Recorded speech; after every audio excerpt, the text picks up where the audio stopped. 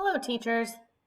The purpose of this video is to show some ways that you can use the supports in our Canvas shells. One way you can use this shell is in preparation for meeting with PLCs. As you're preparing, if you know the third grade PLC is going to be planning for Module 1, Unit 2 in the coming days, you can go to that section in our shell and look at the supports we've created. For example, here are some engineered texts and note catchers that you can bring to the planning table, especially for students that you might know need these specific supports. As you review the support, you can look at the scaffolds provided and decide if the student will need it or not. And you can actually make a copy. And then you can edit your own copy. Even bringing the whole support to the grade level is a huge help. You can also simply share it, as we know how to share in Google.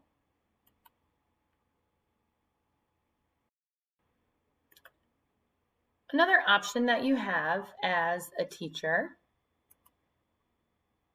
is to load the course to another Canvas course directly in Commons.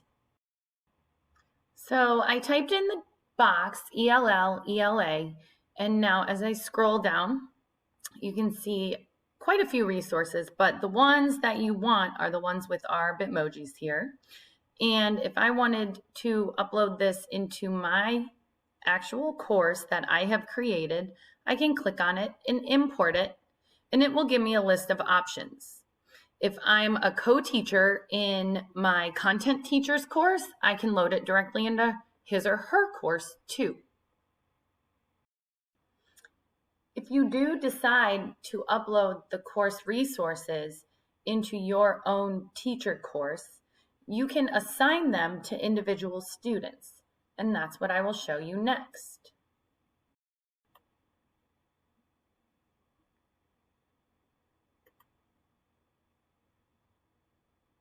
So if this were my own course, I had uploaded the assignments into my own course, and I wanted to assign a lightly engineered note catcher to only a few of my students, I would go into the assignment, and from there you have the option to edit.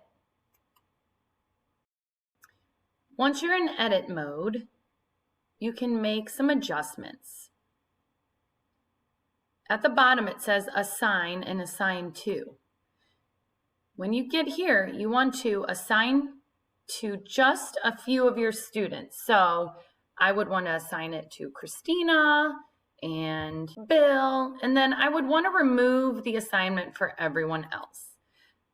Now, when I press save, only those students that need that specific support will receive it.